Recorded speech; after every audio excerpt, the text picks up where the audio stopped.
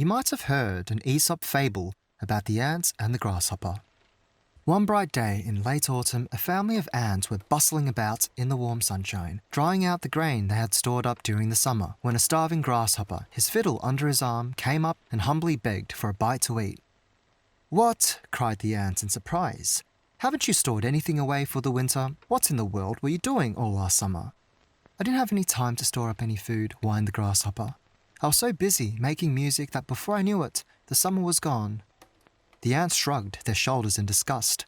"Making music, were you?" they cried. "Very well, now dance." And they turned their backs on the grasshopper and went on with their work. As a species, we are wired to be dissatisfied with the unremitting desire to strive to improve our situation. From an evolutionary perspective, it makes sense. Early humans who were constantly dissatisfied were more likely to improve their situation and therefore more likely to survive and reproduce. Our early human ancestors have been around for millions of years, and modern humans have been around for about 300,000 years. We evolved over millennia with the spirit of the ants. Our constant dissatisfaction and desire for growth and proliferation has ensured our survival. It's gotten us to where we are now, from hunter-gatherer societies with sticks and stones to the most advanced species on planet Earth. Now, consider the marvels of modern civilization with industry, technology, and science. What if we had the grasshopper mentality in our evolution as a species? Where would we be? Today, we are living in a very different time. At least in the Western world, we no longer have to worry about survival. We have an abundance of food, clean drinking water, and shelter.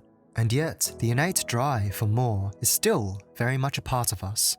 Although it's been useful to our survival as a species, this drive is arguably ill-suited to modern life, at least at an individual level. The Hedonic Treadmill is a way to explain this phenomenon. It's the observed tendency of humans to quickly return to a relatively stable level of happiness despite major positive or negative events or life changes. It's the idea that when you finally achieve and get what you want, it loses much of its initial allure. In other words, you get used to it, and your satisfaction levels return back to a normal baseline. For example, you might be initially over the moon when you get a new job or promotion with a 50% increase to your salary. But after a few weeks to months, your happiness levels adapt and you get used to this high salary. In this way, there we find ourselves again, back on the hedonic treadmill in the pursuit of more. More to make us happier. More to serve as a temporary relief to a background sense of constant dissatisfaction. The funny thing is that people aren't always accurate in knowing what's going to make them happy. Our intuitions often completely fail us. We've evolved these impressive neocortices with fancy high-order brain functioning and reasoning, yet simultaneously we are vulnerable to cognitive biases. So much so that it would almost be comical if it weren't so damn catastrophic. Take a look at these two lines. Which line looks longer, A or B? In fact, they're the same length. Even though we're convinced that line A is longer, our intuition leads us completely astray. Similarly, we can seem so assured and convinced about what will make us happy. More money, more status, more achievement, more material possessions.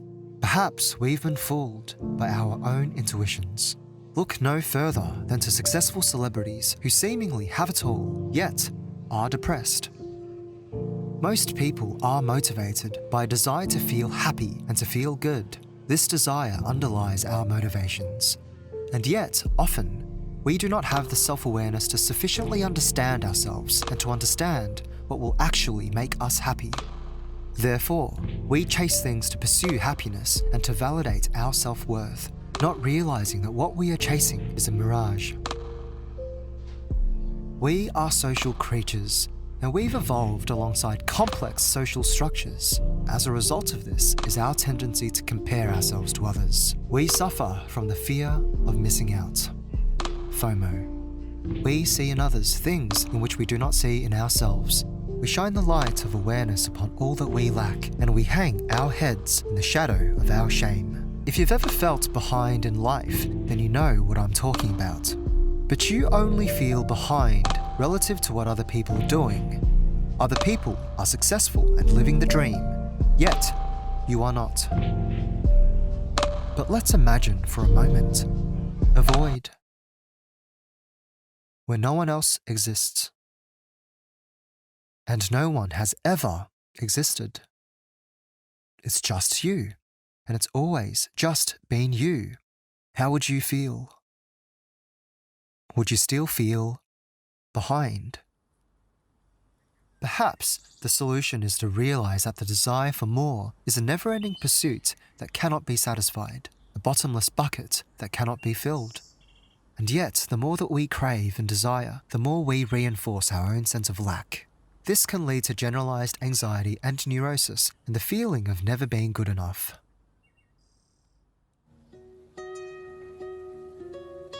We objectify our lives and hold ourselves to arbitrary self-imposed standards, as if our lives were nothing more than an itemized checklist to tick off, and that from which we base our self-worth upon. Could we instead consider that our lives may be more meaningfully spent journeying happily rather than arriving successfully? We are all the main characters in our own lives, and we can't seem to stand the idea that we may not live up to our full potential where the grass is greener on the other side. But here's the thing, the grass will always be greener on the other side, in some way or another. You can't have it all in life. But that should in no way devalue your worth as a human being, because you are and always were good enough. Your self-worth is not based upon external circumstances. The truth is that there's so much in our lives that's completely out of our control. Life is messy and chaotic. Things will not always go our way. Our preference for life to pan out in the way that we expect is often beyond our reach. When we let go, we surrender ourselves to that in which we cannot control. We free ourselves from the inner conflict stirring from within. In doing so, we may find lasting joy and peace. Thanks for watching.